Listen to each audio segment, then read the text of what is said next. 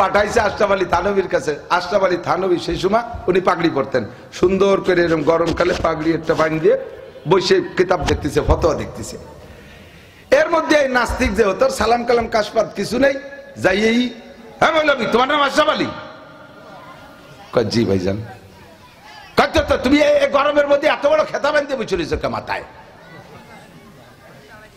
এটা তো খেতা না, এটা পাগড়ি। কলা রাসূলুল্লাহ আলাইকুম বিল আমাইম ফাইন্না সুন্নাতুল মালাইকা, নবী বলছেন পাগড়ি পরো, আমি নবীর সুন্নত হিসেবে পড়ছি। খোলো। ও তো আল্লাহ মানে না, নবী মানে না। দেখো প্রকৃতি কত সুন্দর, প্রাকৃতিক চুল, প্রকৃতির বাতাস, এ মাথায় লাগলি মাথাটা এয়ার কন্ডিশনের মতো ঠান্ডা থাকে। আর তোমরা মৌলবীরা মাথায় মোটা খেতা বাঁধে মাথা গরম হয়ে রাখো। খোলো। তো থানভী রহমাতুল্লাহ আলাইহি বলতেছেন, আমরা তো খেতা কুতো বানছি, আমার মাথা তো অত গরম না, আপনি যেভাবে আমার হিট করছেন তাতে আমার মাথা যদি খেতার কারণে গরম হয়ে যেত তাতে আপনার সাথে গন্ডগোল করতাম। প্রকৃতির বাতাস ঠান্ডা, আপনার মাথায় চুল প্রকৃতির দেওয়া, এতে বাতাস লাগে, এয়ার কন্ডিশন ঠান্ডা হয়ে যায়। তা আপনি দিয়ে আইসেই আপনার এয়ার কন্ডিশন গরম হয়ে গেছে। আমরা গরম না, আপনি গরম।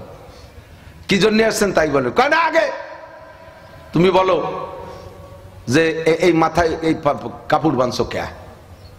থানভী বলতেছে যে এটা তো পাগড়ি, তো বানসি কে, এর জন্য আপনার তো এত দূর আসার কথা না। ওই লোক থানভী এবার ওনারে চেনে, এবং ওই লোকের স্ত্রী থানভীর কাছে গোপনে মুরিদ। থানভীর বই পড়ে, তখন ও পরিচয় নিয়ে বুঝিয়ে ফেলাইছে। তখন থানভী বলতেছে, থানভী বুঝিয়ে ফেলায়, থানভী বলতেছেন যে এই মাথায় যে পাগড়ি বানসি কেন, এ আমার কোয়া লাগবে না, এ আপনার বোর কাছে শুনলেই পাবেন, আপনার বউই বলে দিতে পারবে। এই গরম হয়ে গেছে। হ্যাঁ মৌলভী, হ্যাঁ মৌলভী তুমি আমার বউ রেছেন কি রে, তুমি কোন ভাগে আমার বউর সাথে লাইন করছো? এই তো মৌলভী তুমি। তা থানভী করছে, দেখছো তোমার এয়ার কন্ডিশন গরম হয়ে গেছে। আমি এই জায়গায় বসিয়া সারা ভারতবর্ষের ফতোয়া দেই, যত ফতোয়া আমি দেই তার ভিতরে 90% ফতোয়া হলো তালাকের ফতোয়া। তালাকের ফতোয়া। আর তালাক দেয় মানুষ মাথা ঠান্ডা না গরম? মাথা গরম অবস্থা, ঠান্ডা অবস্থায় তালাক দেয়, মাথা গরম হলেই তালাক দেয়। আর এই খাতা দিয়ে হয় যে লিস্টি আছে, যত তালাক 90% ফতোয়া আমি তালাকের ফতোয়া দেই, তার ভিতরে 90% তালাক হলো, 99% তালাক হলো তোমার মতো এয়ার কন্ডিশন ওয়ালারা গরম হয়ে বউ তালাক দাও। তাই আমার এক মৌলবীর বউ তালাকের ফতোয়া আমার খাতায় লেখা নাই। আমার মৌলবীরা বউ তালাক দেয় না, তাকে মাথা গরম হয় না। তোর মাথা গরম হয় তাই তুই এই যে বউ তালাক দিচ্ছ, সেই হতো আমার দেয়া লাগে। আর তুই আমার এই খেতা বান্দার কারণে মাথা গরম কইতেছিস। তোর বউর কাছে যে শুনবে, তুমি আমার বউ রেছেন কি রে? সে চিনি কিভাবে, তুই যা আগে শুনি আয়। ওই জায়গাতে রাগ হয়ে গেছে, ফত ফত করতে করতে বউরে তো আজকে দেবে কায়দা মতো দিয়া। বাড়ি যাই আঞ্চলিক বাংলা মোটা মোটা বোমা কহেন মারি দিয়ে, অমকের মাই অমক, তোর এই হরবো ওই হরবো সেই হরবো, তোর মার গোষ্ঠী শুদ্ধ ইত্যাদি কয়েটে, তুই থানভীর সাথে প্রেম করছিস কবে? উনি বুঝে ফেলাইছে বউ, তুমি সারা দেশের হুজুরকে ফাঁসায় দাগ লাগে, শেষমেশ তুমি জাগা মতোই চলে গেছো। হয় তোমার কপালে জম্মের পোড়া পড়বে, নাহলে জম্মের জোড়া জড়বে। কি হয়েছে ক? আরে তুই থানভীর সাথে পীড়িত করলি কবে তাই ক। কি হয়েছে কি কয় না? সে কইছে যে তুই বলে পাগড়ির এই যে মাথায় যে কাপড় বাঁধে ওরে পাগড়ি কয়, বলে পাগড়ির ফজিলত বলে তুই জানিস, তার সাথে সম্পর্ক না থাকলে তোর কাছে পাঠালো কি রে? কয় যে বসো, মাথা ঠান্ডা হলো, খাও, পরে করছি। তো ওই দিন আবার বাড়ি খাবারের অ্যারেঞ্জ ভালো, স্বামীরে ঠান্ডা টুন্ডা হয়ে খাইতে দিয়েছে, খাইয়ে দিয়ে বসে। শেষে বলতেছি যে টেবিলে খাবার দিয়ে সব খাবারগুলো সুন্দর করে জালি দিয়ে ডাকছে, সব খাবার জালি দিয়ে ডাকছে, শুধু সিলুমসি ডারের জালি দিয়ে ডাকে নাই। সিলুমসি আছে না একটা সিলুমসি, এখন একটা একটা করে উজলো। আর উনি কয় জালি দিয়ে ডাকে, ওর উপর আবার একখান কাপড় দিয়েছে, একখান দিয়ে কাপড় খান সরাইয়ে হেটারটারে উজলে কয়, বলো তো এটার মধ্যে কি? কয় ঘি। এরে জালি দিয়ে ডাকলাম কেন? কয় মাছি পড়ার ভয়তে। এটার মধ্যে কি? পায়েস। এরে জালি দিয়ে ডাকলাম কেন? মাছি পড়ার ভয়তে। এটার মধ্যে কি? এটার মধ্যে কাঁঠাল। এরে জালি দিয়ে ডাকলাম কেন? মাছি পড়ার ভয়ে। খাবার সব মাছি পড়ার ভয়ে। কয় খালি জালি দিয়ে ডাকলি তো, উপরে আর একখান কাপড় দিলাম কে? কয় যাতে কোনো ভাগ দিয়ে ঢুকতে না পারে। কয় সিলুম সিডারে ডাকলাম না কে জালি দিয়ে? কয় যে সিলুমসি মানুষ ডাকেনি, হতো তো রাত্রি দাদি পেশাব করে, দিনের বেলা মানুষ সেপকাশ থুক মুখ ফেলায়, ওই জালি দিয়ে ডাকে নাকি? কয় যে এবার শোনো, কয় মুসলমানের মাথা, আলেমদের মাথা, হাফেজদের মাথা, বিরিয়ানির মাথা, পিসাবের মাথা, উলামায়ে কিরামের মাথা, ঘির মাথা, ঘি ভরা প্লেট, ঘি ভরা ডিশ, আরে মাখন ভরা ডিশ, কাঁঠাল ভরা ডিশ, আম ভরা ডিশ, বিরিয়ানি ভরা ডিশ, ওর পর মাছি ভর্তি পারে, এই জন্য একটা জালি দেয়, তার নাম টুপি, ওর উপরে আর একখান কাপড় দিয়ে ঢাকে যাতে মাছি কোনো ভাগ দিয়ে ঢুকতে না পারে, তার নাম পাগড়ি। আর তোর মতো নাস্তিকের মাথা দাদির সিলুমসি, রাত বাইরে শয়তানের মতে দিন ভরে বেটারা থুক্কা ফেলাওয়া জালি দিয়ে ঢা লাগে না।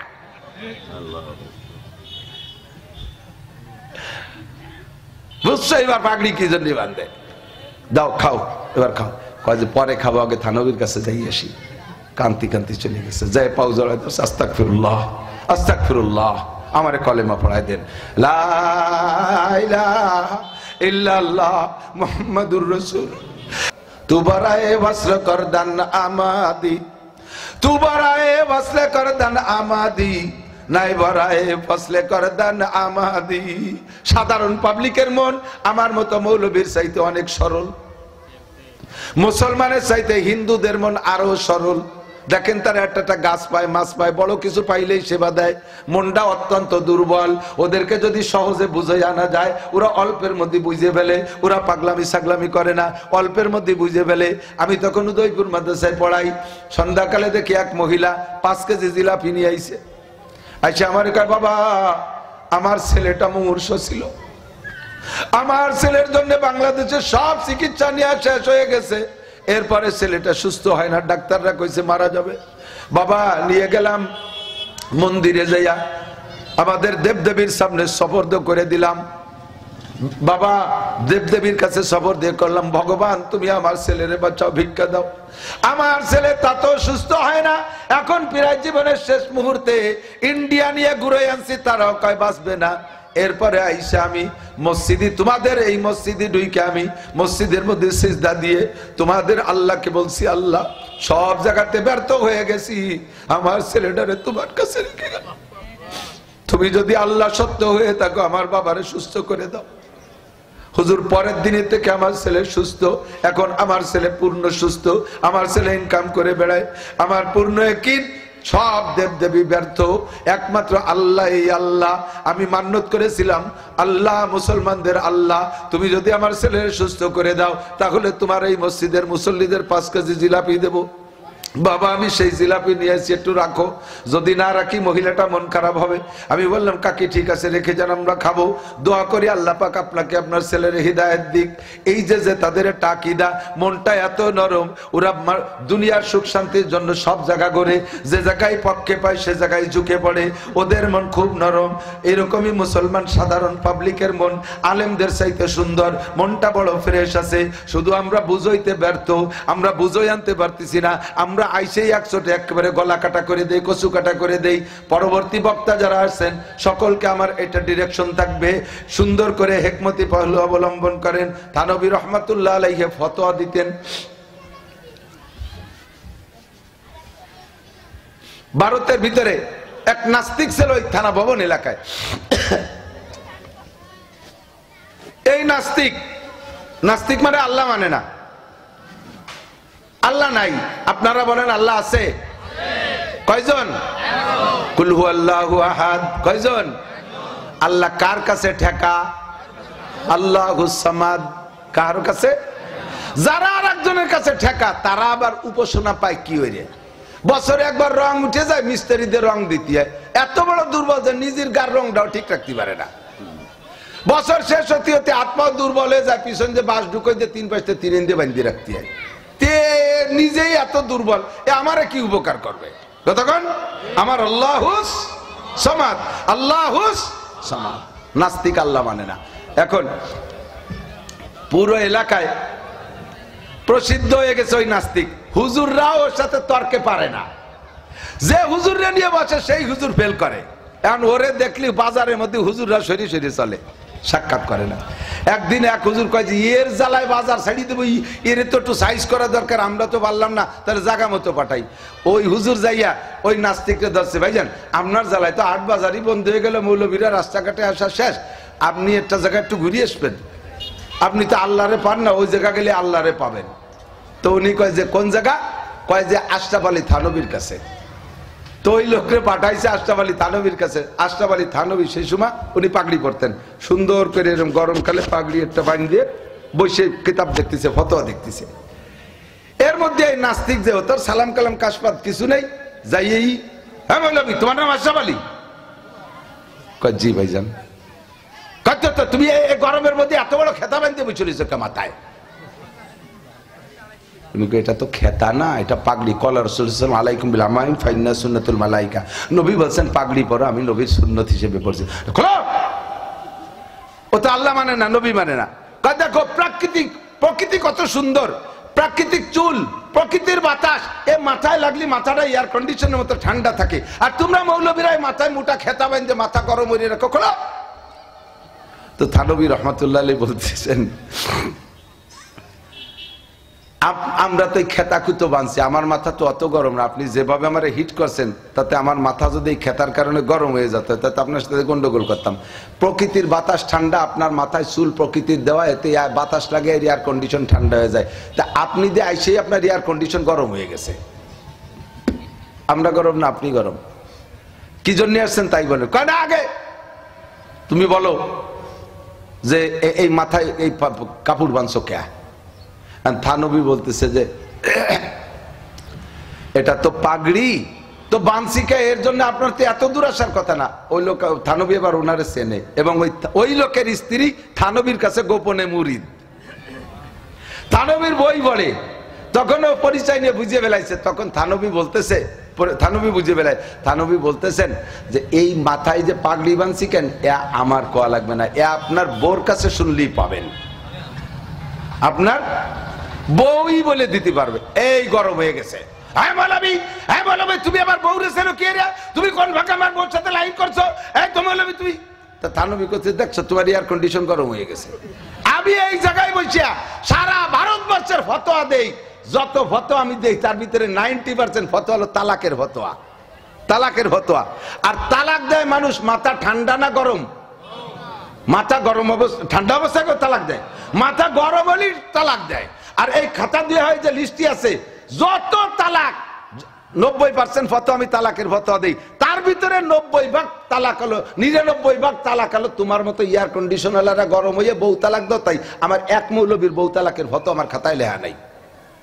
আমার মৌলবীরা বউ তালাক দেয় না, তাকে মাথা গরম হয় না। তোর মাথা গরম হয় তাই তুই এই যে বউ তালাক দিচ্ছ, সেই হতো আমার দেয়া লাগে। আর তুই আমার এই খেতাবান্দার কারণে মাথা গরম কইতেছিস। তোর বউর কাছে যে শুনবে, তুমি আমার বউ রেছেন কি রে? কয় সে চিনি কিভাবে, তুই যা আগে শুনি আয়। ওই জায়গাতে রাগ হয়ে গেছে, ফত ফত করতে করতে বউরে তো আজকে দেবে কায়দা মতো দিয়া।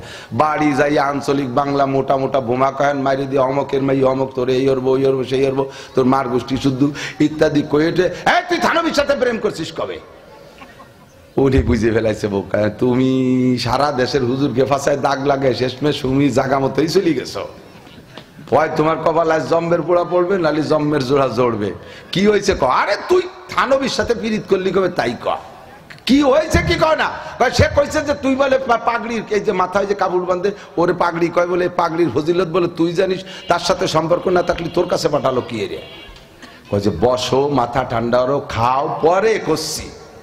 তো ওই দিন আবার বাড়ি খাবারের অ্যারেঞ্জ ভালো, স্বামীরে ঠান্ডা টুন্ডা হয়ে খাইতে দিয়েছে, খাইয়ে দিয়ে বসে। শেষে বলতেছি টেবিলে খাবার দিয়ে সব খাবারগুলো সুন্দর করে জালি দিয়ে ডাকছে, সব খাবার জালি দিয়ে ডাকছে, শুধু সিলুমসি ডারের জালি দিয়ে ডাকে নাই।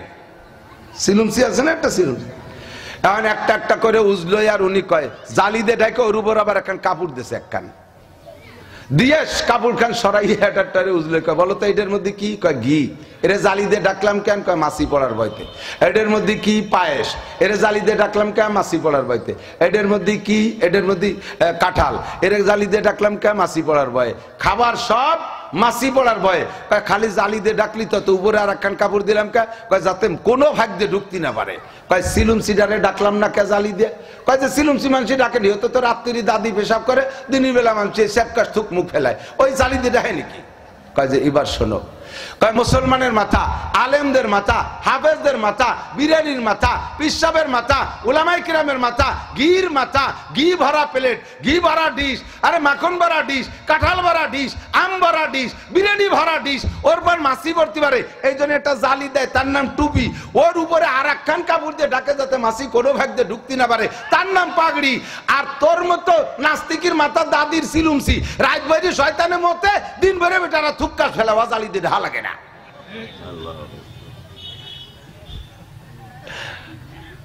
বুঝছো এবার পাগড়ি কি জন্য বান্ধে? দাও খাও, এবার খাও। কয় যে পরে খাবো, আগে থানবীর কাছে যাই আসি। কান্তি কান্তি চলে গেছে, যাই পাও জড়াই দোষ, আস্তাগফিরুল্লাহ আস্তাগফিরুল্লাহ, আমারে কলেমা পড়াই দেন, লা ইলাহা ইল্লাল্লাহ মুহাম্মাদুর রাসূল।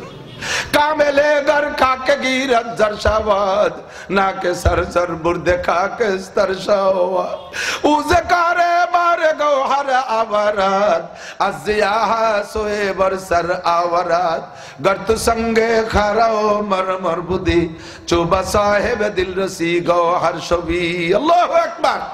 আরে বাংলাদেশের পীরকে কাছে বছরের পর বছর যাও, মুরিদ হয়ে আইসা গোপালগঞ্জে পীরের নামে সাইনবোর্ড লাগাইয়া ব্যবসা করো, মনে করো পীরের কাছে মুরিদ হইছো বলে ধনী হচ্ছ, ব্যবসায় উন্নতি হচ্ছে, হতে পারে দুনিয়ায় উন্নতি হইতে পারে, তোমার আখিরাতকে তুমি ধ্বংস করে দিচ্ছ। যেই পীরের কাছে মুরিদ হইলে সুন্নতি দাড়ি মুখে আসে না, যেই পীরের কাছে মুরিদ হওয়ার পরে মাথায় পাগড়ি আসে না, যেই পীরের কাছে মুরিদ হওয়ার পরে নিয়মিত নামাজি হওয়া যায় না, যেই পীরের কাছে নারী আর পুরুষের অবাধ বিচরণ হয়, যেই পীরের কাছে গেলে হিদায়াতের কথা নাই, শুধু দুনিয়ার ধান্দাবাজি কথা, আল্লাহর কসম ওইটা কামেল পীর হইতে পারে না। আর আল্লাহ ওয়ালা কামেল পীর তাহাজ্জুদ ওয়ালাদের সোহবতে গেলে নাস্তিক ও হাস্তিক হইয়া যায়, নাস্তিক ও আস্তিক হইয়া যায়। কথা বলেন ঠিক কি ঠিক না? আল্লাহু আকবার। এই জন্য উদু ইলা সাবিলি রাব্বিকা বিল হিকমা ওয়াল মাউইজাতিল হাসানা, হিকমতার কৌশল দিয়ে মিষ্টি মিষ্টি সুন্দর কথা দিয়া মানুষকে দিনের দিকে ডাকবা, এইটা হলো আল্লাহ পাকের হুকুম, এইটাই হলো তাবলীগী উসুল, এইটাই হলো তাবলীগী উসুল। কথা বলেন কি সুন্দর। আমাদের বাড়ির কাছে তবলিগ আইছে, আমি আব্বার সাথে মলন ঘুরেছি, ওই মলনের আমলে মসজিদি তবলিগ আইছে বিকেল বেলা। আমি তো ছোট মানুষ, আমি গরুর দ্বারে গেলি, গরু টের পাই যে এই পাঙ্কু পুঙ্কু ভুলা বানেরটা আইছে, আমারে আমি খেদাই বাইবি হইতে আটে না, জায়গায় দাঁড়ায় খালি সে ধানের তলা খুঁজে খায়। আব্বা গেলি দৌড় দেয়, পরে আব্বা আমার সরাই দিয়ে নিজেই ঘুরোচ্ছে মলন। এর মধ্যে তবলিগ আলারা আইছে, বেলা তো চলে গেছে, আব্বা তো নামাজি মারে, মসজিদে নামাজ পড়বে, আসরে পরে মিলা। এখন এই সময় আইসা তবলিগ আলারা আইসে বাড়ির ধারে আইসা তো গাছতে আছে, আইসে যদি আমার আব্বারে কয় মিয়া মসজিদে তবলিগ আইছে, আল্লাহর দ্বীনের কাজ মসজিদে, আর আপনি এনে মলন ঘুরোচ্ছেন, আল্লাহ আপনারা জাহান্নামের মধ্যে ঘুরবে। এই করলে আমার আব্বা তো মিজাজি বাঘ মিজাজি মানুষ হলো, কেড়াইলতে দাবড় দেবে না, বেটা মলন নাই বলে চলে আইছে না, পরের বাতে বাগুন দিয়ে খাতি আইছো, তো তুই ঘুরো মলন, আমি যাচ্ছি তবলিগে। এই কলি শেষে তো মুশকিল না। তবলিগ আলাদের সিস্টেম কি? আইসে দিয়ে যে দাঁড়াইছে, আইসে দাঁড়াইয়া একজন আইসে আমার আব্বারে সালাম দিয়ে বলতেছে, কাকা লাঠিটা আমার কাছে দেন, আমি একটু মলনটা ঘুরোই দিই, লাঠিটা আমার কাছে দেন, আমি একটু মলনটা ঘুরোই দিই। আব্বা দেখলো যে ও যদি ঘুরাইতে চায় তাহলে তো একটু কিছুক্ষণ আরাম পাচ্ছি। তারপর না না না না আপনি তবলিগের লোক, কয় না কাকা ওই যে মুরব্বীরা আসছে ওনাদের সাথে দুটো কথা শোনেন, এই টাইমটা আমি ঘুরোই। তখন উনি হাতেতে লাঠি নিয়ে মলন ঘুরেছে, আব্বার ওই জায়গা পাঠাই দিয়েছে, আব্বার সাথে আব্বা উনাদের সাথে কথা বলতেছে, উনরা কথা বলতেছে। আব্বা আড়ে আড়ে দেয় যে আবার লাঠি থুয়ে মলন বাদ্যে দাঁড়ায় না, তাই তা দেয় যে আব্বার চাইতে জোরে ঘুরোচ্ছে। আর আব্বা ওই জায়গা গল্প লম্বা বানাই দিয়েছে যে আমি একটু জিরেই ও ঘুরোতি তাও। তো ঘুরানোর পরে বলছে কাকা তাহলে কি একটু মাগরিবের নামাজ মসজিদি? বলে হ্যাঁ আমি তো পড়ি, তা মলনটা আগে একটু শেষ করে যদি সময় দিতে পারেন ভালো হবে। আব্বা সেভাবে রাজি হয়ে গেল, বাঘ মেজাজি মানুষ। আমার আব্বার সামনে দিয়ে সাধারণ পুরুষরা এটে জাতি গেলেও অনেকের কেঁপে যেত কলজিয়া, খুব বাঘ মেজাজি মানুষ ছিল। সুন্দর করে আব্বারে মুরিদ করে ফেলাইছে। আর আইসে যদি মসজিদি তবলিগ জামাত আইছে, আর তুমি এই সময় মলন করেছ, আল্লাহ তোমার জাহান্নামে ফেলাবে, তাহলে বাড়ই শুলি ফেলাই দেবে না, বাড়ি আয় তাবলিগ দিচ্ছি, তোর যেখান দিয়ে যা দরকার সেখান দিয়ে দেবো। এটা হলো তবলিগি হিকমত, তবলিগি কৌশল। এই কৌশল করে লক্ষ লক্ষ, আমি কয়েকদিন আগে একটা নিউজ পড়ছি, ভারতের একজন হিন্দু ভদ্রলোক, একজন পণ্ডিত হিন্দু, উনি একটা জরিপ করে উনি একটা গবেষণা জানাইছে যে 2015 সালের থেকে নিয়ে 22 সাল পর্যন্ত এই 7 বছরে, 15 সাল থেকে 22 সাল পর্যন্ত 7 বছরে পৃথিবীতে 30 লক্ষ অমুসলমান মুসলমান হয়েছে। একটি টাকাও খরচ করা লাগে নাই তাদের পিছনে, একটি কানা করিয়া পয়সা খরচ করা লাগে নাই, শুধুমাত্র মুসলমানদের তাহজিব তামাদ্দুন আদব আদর্শ হিকমত দেখাইয়া তারা মুসলমান বানায় নেছে। আর এই 7 বছরে সারা পৃথিবী জুড়ে হিন্দু, বুদ্ধ, খ্রিস্টান, ইহুদ, নাসারা সম্মিলিত সকলের চেষ্টা চালাইয়া হাজার হাজার কোটি টাকা খরচ করে মাত্র 30,000 মুসলমানকে ধর্মান্তরিত করছে। আমাদের কোটি কোটি টাকা চলে গেছে, মানুষ পাইছে 30,000, আর তারা একটা টাকাও খরচ করে নাই, শুধু মিঠে বয়ান দিয়ে 30 লক্ষ মানুষকে মুসলমান বানায় নিছে।